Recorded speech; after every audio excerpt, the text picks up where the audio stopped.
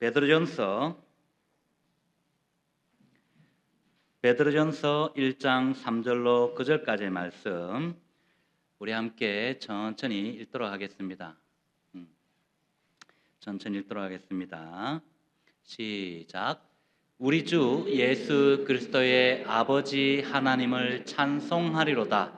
그의 많으신 긍휼대로 예수 그리스도를 죽은 자 가운데서 부활하게 하심으로 말미암아 우리를 거듭나게 하사 산 소망이 있게 하시며 썩지 않고 더럽지 않고 쇠하지 아니하는 유업을 있게 하시나니 곧 너희를 위하여 하늘에 간직하신 것이라. 너희는 말세에 나타내기로 예비하신 구원을 얻기 위하여 믿음으로 말미암아 하나님의 능력으로 보호하심을 받았느니라.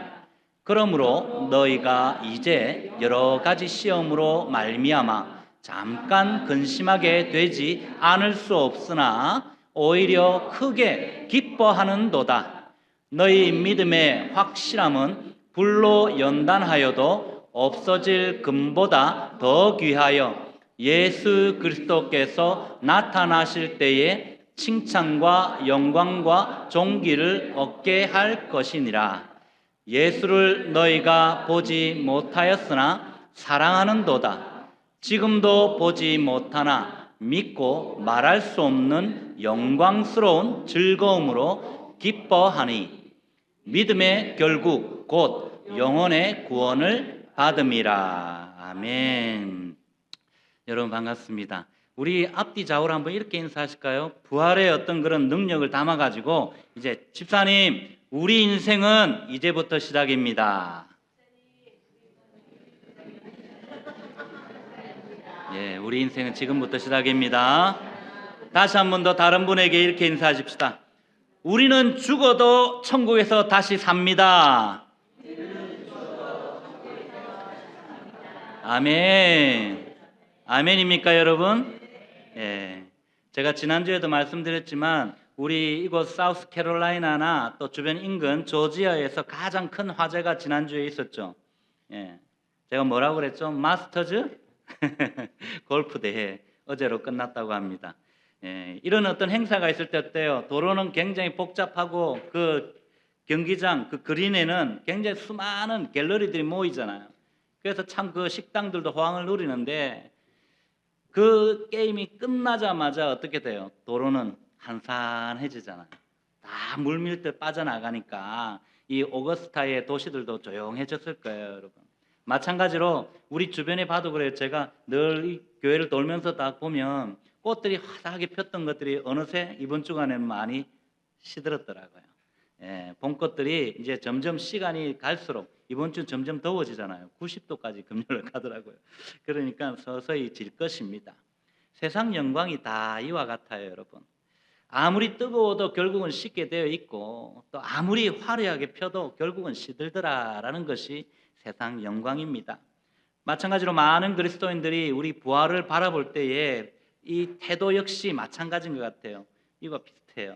그냥 시들더라는 거죠. 부활 예배 때 드리면서 뭔가 주님 부활하실 때 내가 한번 힘있게 한번 살아보자 하면서 한 주간 달려보자 했는데 월요일 아침에 팍 기가 꺾이잖아요.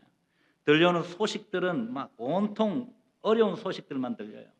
뉴스를 들으면 금리는 내려갈 줄 모르고 이제는 각종 경제 지표는 점점 나빠지고 기름값은 점점 천장집으로 막 올라가고 기후 위기는 현실화되어 가지고 점점 어떤 곳은 홍수가 터지고 어떤 곳은 얼어 죽고 막 이런 난리가 납니다. 지금 세대 간의 갈등은 어떻습니까? 점점 심화되면서 사회적인 갈등까지 이제는 세대가 아니라 인종 간의 갈등, 사회적인 갈등까지 점점 심해지더라는 것입니다. 무엇보다 무너진 국제 질서 속에서 들려오는 전쟁의 참혹한 소식들은 우리를 더욱더 힘들게 하죠. 수많은 무고한 인생이 정말 위협받는 그 소식 앞에 우리는 인간의 소망이 얼마나 연약한지 실감하게 되는 것입니다. 과연 이런 상황에서 여러분 우리는 여전히 지난주에 선포되었듯이 부활의 소망을 말할 수 있을까요? 영국의 경제학자 팀 하포드라는 사람은 어댑트라는 책에서 현대 사회는 복잡성 때문에 필연적으로 실패를 겪을 수밖에 없는 구조다라고 말합니다. 그러면서 우리가 아무리 계획을 잘 세워도 인생에는 반드시 예기치 못한 구멍이 생기기 마련이다라고 말했습니다. 성경에도 이런 구멍난 인생을 살았던 사람이 있어요. 여러분들이 너무나도 잘 아는 대표적인 인물이 있어요. 바로 믿음의 조상 누구요? 아브라함. 창세기 12장에 보시면 하나님은 이 아브라함을 부르시잖아요. 그리고 뭐라고 합니까? 너는 복이 될지라. 다시 말하면 너는 복이야. 너와 함께 있는 모든 사람은 복을 받을 거야. 네가 스쳐 지나가면 해도 그 옆에 있던 사람들은 다 복을 받을 거야 라고 말한 사람이에요. 그런 선언을 들었던 사람이에요. 그래서 그 말씀 듣고 그냥 순종해서 그가 가나안 땅을 향해서 묵묵히 걸어가잖아요. 그런데 정작 그가 이 가나안 땅, 이 약속의 땅에 도착하자마자 경험한 것이 무엇입니까, 여러분? 기근이었어요. 하나님의 말씀에 순종하고 걸어갔지만 당장 그가 배고픈 상황, 굶주린 그런 상황에 부딪혔다는 것입니다. 이것은 우리가 이민 가방 몇 개 들고 수년 전에 이 미국 땅에 처음 도착했을 때와 좀 비슷한 어떤 그런 막막함과 다르지 않을 것입니다. 정말 황당하고 기가 막히는 현실이었을 것입니다. 오늘 본문의 수신자들도 마찬가지입니다, 여러분. 사실 초대교회 성도들의 형편은 우리보다 더 어려웠습니다. 더 처절했어요.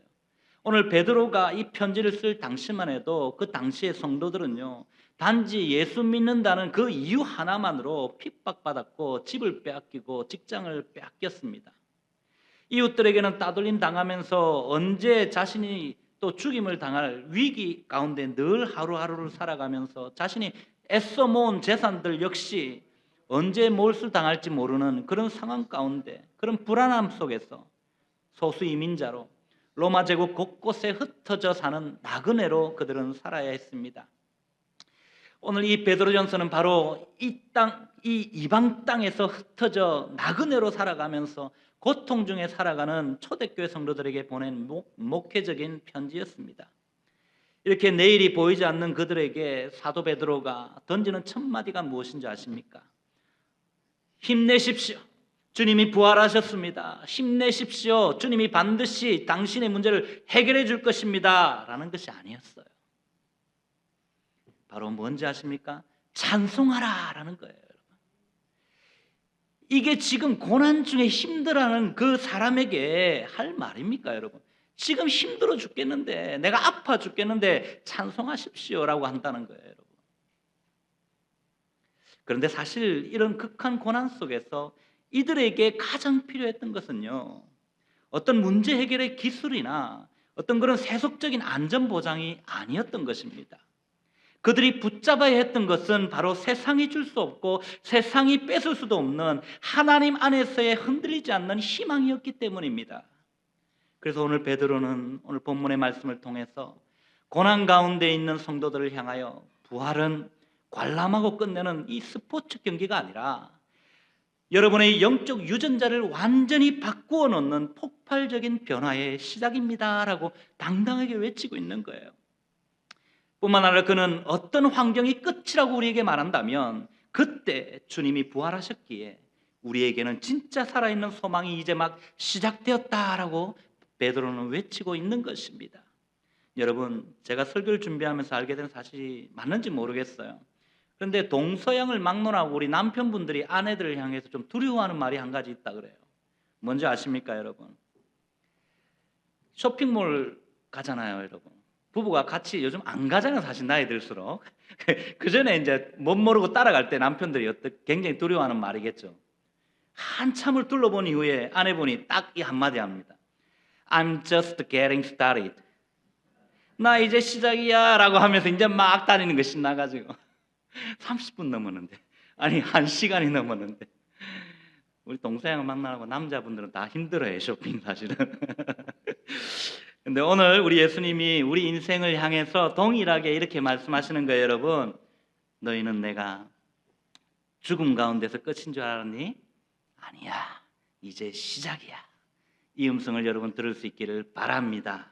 한 미국의 유명한 코미디언도 역시 이런 농담을 했어요.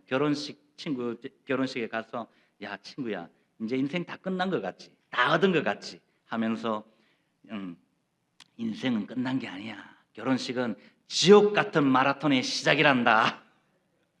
여러분 공감하시죠? 물론 농담이지만 신앙적으로도 굉장히 일리가 있는 것 같아요.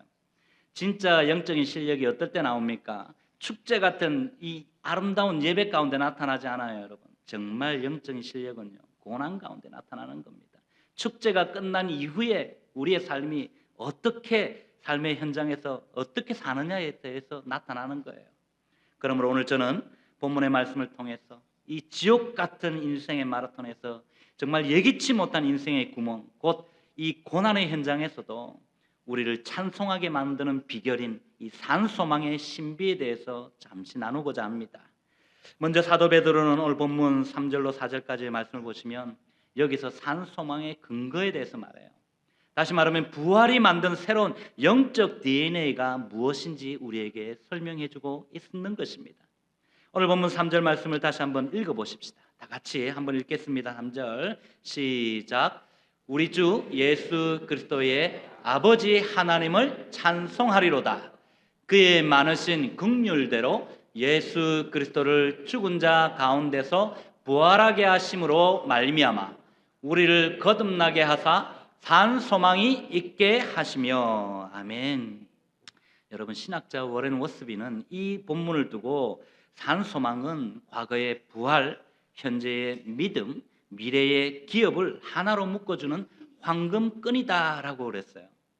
여기서 우리가 주목해야 될 핵심 단어는 바로 거듭나게 하사라는 단어예요. 이 말은 헬라어로는 다시라는 단어와 또 태어난다라는 두 단어가 결합된 단어예요. 그래서 우리 영어로는 born again이라고 이야기하죠. 그런데 여러분, 이 단어는 단순히 이제부터 우리 마음을 좀 곱게 써야지, 이제부터 좀 마음을 다스려 봐야지 라는 어떤 그런 도덕적인 수양이나 개선에 대해서 말하는 것이 아니에요. 이 말은 생물학적으로 또 존재론적으로 도저히 바뀔 수 없는 근본, 즉 정체성이 완전히 바뀌었다라는 뜻의 단어를 쓴다는 것입니다. 다시 말하면 존재 자체가 다시 태어났다는 거예요, 여러분. 여러분, 우리 사우스캐롤라이나에 상징과도 같은 나무가 있다 해서 제가 한번 찾아봤어요. 크레이프 머틀이라는 나무인데 한번 올려주십시오. 저희 우리 사우스캐롤라이나에 상징같이 좀 많이 이렇게 있다고 해서 상징처럼 이야기한다는데 어때요?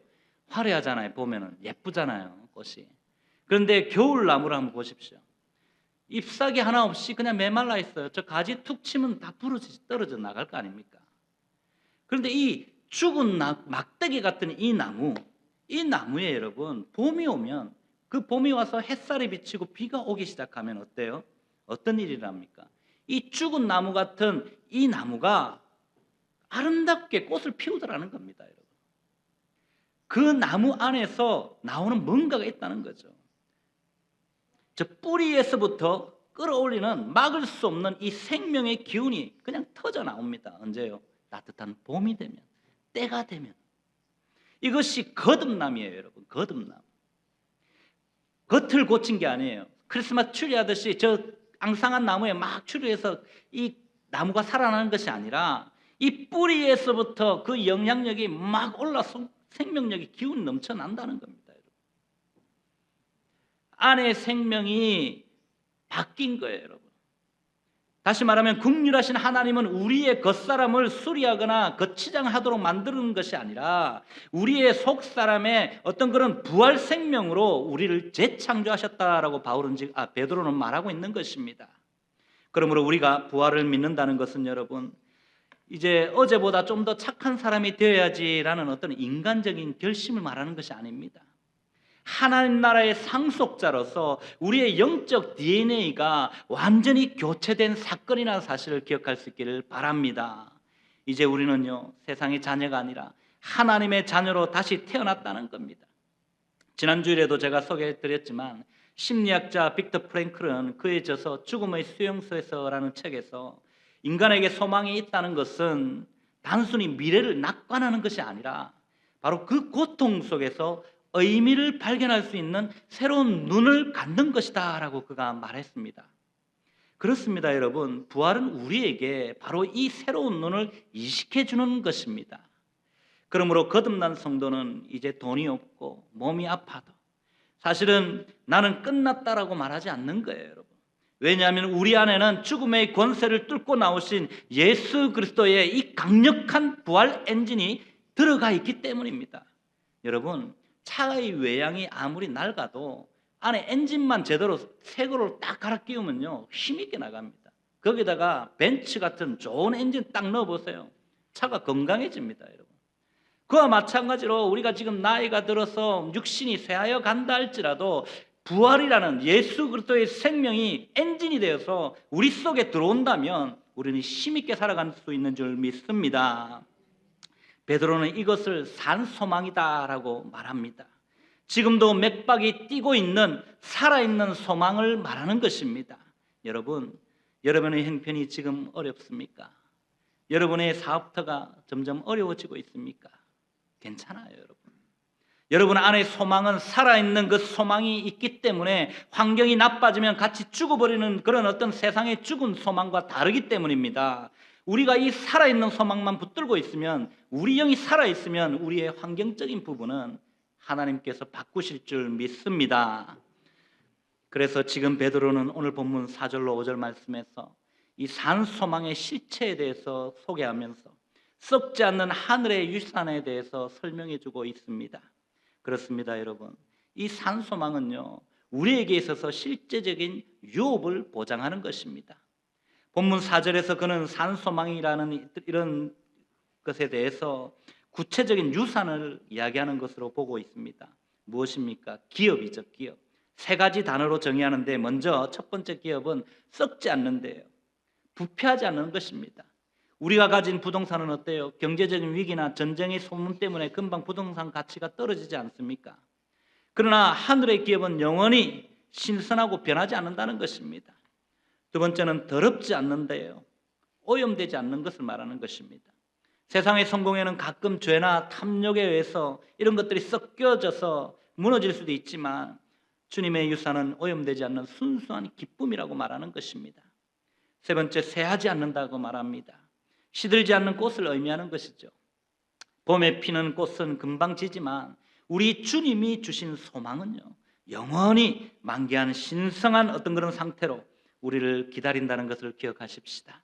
이렇게 썩지 않고 더럽지 않고 새하지 아니하는 기업, 이 세 가지 유산은 여러분 세 가지 어떤 그런 가치, 우리에게 비교할 수 없는 변하지 않는 가치를 주는 것입니다. 그런데 세상의 소망은 어때요? 주식 프로그램처럼, 정말 주식의 어떤 그런 그래프처럼 이렇게 올라갔다 내려갔다 막 흔들리잖아요.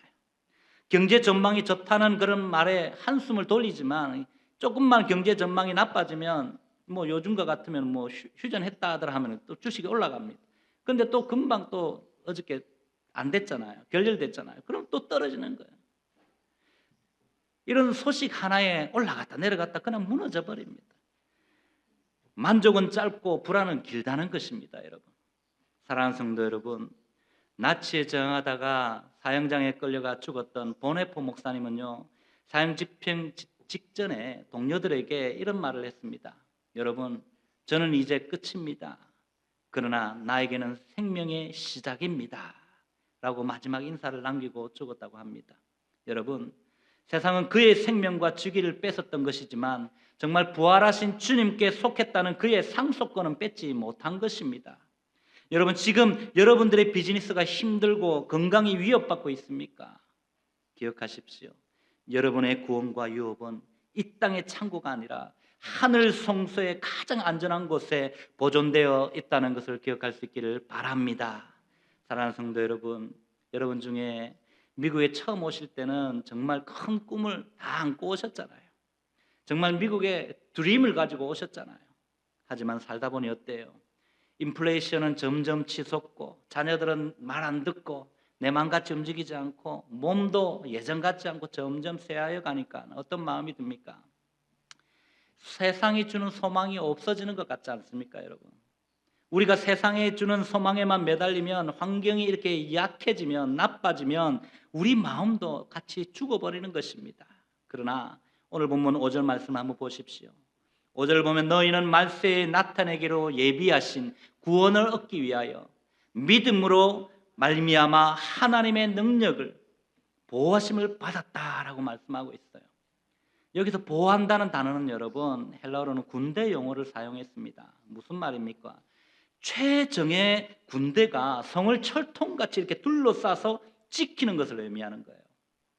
따라서 국제 정세가 아무리 요동치고 세상이 흔들려도, 우리의 비즈니스가 아무리 흔들린다 할지라도, 우리의 육신이 연약해진다 할지라도, 그 위협받는 건강 가운데서도 그 순간에는 하나님의 군대는 가만히 있는 게 아니라는 것입니다. 저와 여러분들의 영혼과 우리의 구원을 호위하고 계신다는 거예요, 여러분.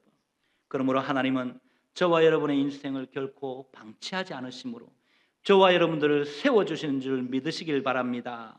또한 우리의 구원은 여러분 세상의 창고가 아닌 저 하늘의 가장 안전한 곳에 보존되어 있다는 사실을 기억하시길 바랍니다. 겨울나무 같던 우리의 인생에 이 부활의 새 생명을 불어 넣으실 뿐만 아니라 철통 같은 보호 속에서 우리를 보호하시고 지키시겠다는 그분의 신뢰를 기억할 수 있기를 바랍니다. 이어지는 6절로 7절에서 베드로는 그래서 연단의 신비에 대해서 설명합니다. 즉 고난은 불순물을 제거하는 하나님의 영광로임을 지금 밝히고 있다는 것입니다. 고난 중에 있는 성도들을 위로하면서 독려하는 말입니다. 그런데 여러분, 여기서 저는 한 가지 의문을 발견하게 됐습니다. 앞서서 분명히 부활의 산 소망을 품은 우리 성도들은, 그들의 인생은 하나님의 강력한 군대가 철통같이 보호하는 존재라고 했는데 어떻게 6절에 와서는 좀 당황스럽게 하지 않습니까? 뭡니까 여러분?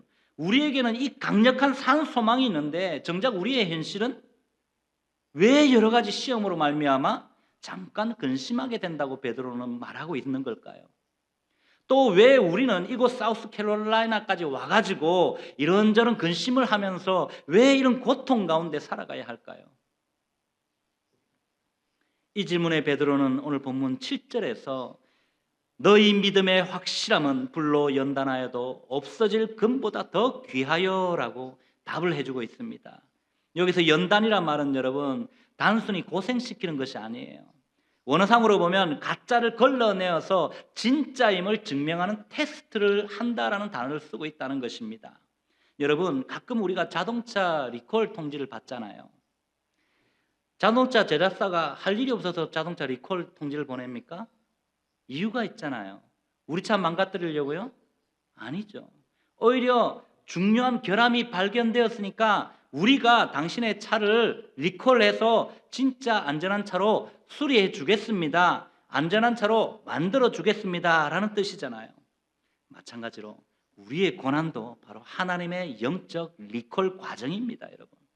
우리 안에 섞여 있는 이런 교만함들, 탐욕들, 하나님보다 더 의지하는 그런 어떤 마음과 세속적인 염려하는 불순물들을 다 태우시고 녹이시는 하나님의 영광로인 줄 믿으시기를 바랍니다. 그러므로 하나님은 우리를 그냥 고물차로 버려두시는 분이 아니에요. 최고급 사양의 성도로 만드시기 위해서 지금 잠시 고난이라는 하나님의 영광로에서 연단하고 계시는 것을 믿으시기를 바랍니다. 여러분, 뉴욕타임스의 칼럼니스트는 그 중에 한 사람이 이런 이야기를 했습니다. 현대인이 가장 힘들어하는 것은 고통 자체가 아니라 고통의 이유가 없다는 허무감 때문이다 라고 이야기했어요. 우리가 요즘 당하는 고통 중에 그런 게 있잖아요. 이유 없이 당하는 고통이 있잖아요. 나는 도저히 이해를 할 수가 없어. 아니 왜 저 사람이 나한테, 아니 나한테 왜 이런 일이 생기지? 아니 내 몸에 왜 육신의 약함이 생기지? 이해 안 되는 어떤 고통을 당할 때가 있다는 것입니다. 그래서 허무한다는 거예요. 그러나 우리 그리스도인에게 무의미한 고통은 없습니다, 여러분. 그래서 사도 바울은 고린도후서 4장 17절 말씀에서 우리 한번 읽어볼까요? 다 같이 읽겠습니다. 시작. 우리가 잠시 받는 환난에 경한 것이 지극히 크고 영원한 영광에 중한 것을 우리에게 이루게 함이니. 아멘. 그렇습니다, 여러분. 우리는 보통 고난이 올 때 어떻게 해요? 본능적으로 왜 나한테 이런 일이 생겼냐고 정말 화가 나잖아요. 올라오잖아요. 그러나 성령님은 우리에게 이렇게 말씀하십니다. 이 고난을 통해서 주님이 태우시고 싶은 것이 뭔지를 알겠니? 계속 묻고 계신다는 것입니다. 그러므로 지금 여러분이 겪고 있는 그 고난은요, 여러분을 망가뜨리는 끝이 아니라 여러분의 믿음을 보석처럼 만드는 과정임을 기억할 수 있기를 바랍니다. 여러분, 의심 많던 제자 도마를 생각해 보십시오. 그는 부활의 소식을 듣고 정말 기뻐했습니까? 그렇지 않잖아요, 여러분. 내 손가락을 그분의 옆구리에 쿡 쑤셔 넣어보지 않고는 내가 믿지 않겠다라고 그는 호언장담했습니다. 그런 도마의 의심을 외면하지 않으시고 우리 주님이 8일 이후에 다시 찾아오십니다. 도마는 결국 어떻게 고백합니까? 나의 주님이시여 나의 하나님이시니다 라고 인류 최고의 신앙 고백을 드리는 정금 같은 믿음의 소유자가 되는 것을 보게 됩니다. 이 8일이라는 기간 동안 그가 그냥 지냈을까요, 여러분? 주변에서 베드로나 다른 동료들이 본 사람들이 계속 우리가 보았다 하면서 그 뿌려진 그 복음의 씨앗이 자라도록 계속 부추겼지 않겠습니까? 그러면 주님이 안 나타나도 믿을 텐데 주님이 그래도 보여주시는 거예요. 봐라고. 손을 넣어보라고. 손을 잡아서 끄잡아서 옆구리에 딱 넣어보시는 거예요. 그러니까 그가 고백한 것이 바로 이 고백입니다. 나의 주님이시여 나의 하나님이시네. 하나님, 나 같은 사람 그냥 버리고 가십시오. 미안합니다. 죄송합니다. 저는 교회 못 가겠어요 라는 거예요. 그러나 주님은 그에게 한마디 하시잖아요. 네가 본고로 믿느냐 보지 못하고 믿는 자는 더 복되다라고 말씀하는 거예요. 괜찮다는 거예요, 여러분. 네가 지금 봐야 믿겠다 했지만 보지 않고 믿는 자는 더 복될 거니까 너도 복되지만 보지 않은 지금 현재 우리 모든 성도님들은 더 복되다고 말씀하시는 음성인 줄 믿습니다. 그러므로 사랑하는 성도 여러분, 여러분이 지금 겪는 이 비즈니스의 어려움이나 건강의 위험 결코 헛된 시간이 아닙니다. 또 지금 여러분이 겪는 그 시련은요, 여러분을 파괴하려는 것이 아니라는 거예요. 여러분의 믿음을 세상 그 어떤 보화보다도 귀한 순금으로 빚어내면서 장차 주님이 오실 때 칭찬과 영광과 존귀의 관으로 덮어주시기 위해서, 씌워주시기 위해서 거룩한 하나님의 사랑의 손길인 줄 믿습니다. 마지막으로 바울은 오늘 8절로 9절 말씀에서 연단을 통과한 후에 얻게 될 말할 수 없는 영광스러운 즐거움이 무엇인지에 대해서 설명해 줍니다. 그렇습니다, 여러분. 우리가 이 모든 연단의 과정을 통과할 때에 우리에게는요, 세상이 알 수 없는 신비로운 기쁨이 찾아온다는 것입니다. 오늘 보면 8절로 9절 그 말씀은 부활 이후를 사는 성도의 어떤 그런 감정 상태를 묘사하고 있어요. 여러분, 오늘 이 베드로전서 편지의 수신자들은요, 예수님을 직접 본 사람이 없습니다. 저와 여러분과 같다는 겁니다. 그런데 베드로는 지금 놀라운 고백을 하고 있어요. 우리 다 함께 8절 말씀을 읽어보십시다. 8절 다 같이 읽겠습니다. 시작. 예수를 너희가 보지 못하였으나 사랑하는도다. 지금도 보지 못하나 믿고 말할 수 없는 영광스러운 즐거움으로 기뻐하니. 아멘. 그렇습니다, 여러분. 예수님을 육안으로 본 적이 없어요. 그들뿐만 아니라 우리도요. 그런데 우리는 어때요? 주님을 사랑합니다라고 고백하잖아요. 그런데 여러분, 어떻게 한 번도 보지 못한 분을 우리가 사랑할 수 있을까요? 어떻게 사랑할 수 있을까요? 바로 우리 안에 계신 성령님 때문인 줄 믿습니다. 우리 안에 계신 그 성령님께서 주님의 부활을 지금 현재형으로 지금 우리가 느끼고 살 수 있도록 계속적으로 경험하게 하시기 때문입니다. 여기서 말할 수 없는 이라는 이 단어는 여러분, 원어상으로 봤더니 인간의 언어로는 도저히 표현이 안 되는 극한 기쁨을 뜻하는 거예요. 세상의 기쁨은 이유가 설명되잖아요. 돈이 있어서 기쁜 거고, 우리 자녀가 대학에 합격해서 기쁜 거고, 우리 자녀가 좋은 직장을 얻었기 때문에 기쁜 거고, 우리 남편이 건강하기 때문에, 우리 아내가 건강하기 때문에 검사결과가 좋아서 기쁜 거잖아요. 그런데 세상 기쁨과 다르다는 것입니다. 성령이 주시는 기쁨은요, 그 이유를 다 설명할 수 없지만 기뻐할 수 있는 신비로운 즐거움인 줄 믿습니다. 사랑하는 성도 여러분, 오늘 이 사우스캐롤라이나에 제가 참 좋아하는 것 중에 한 가지가 그 밤하늘이에요. 제가 늦게 이렇게 밤길을 좀 다닙니다.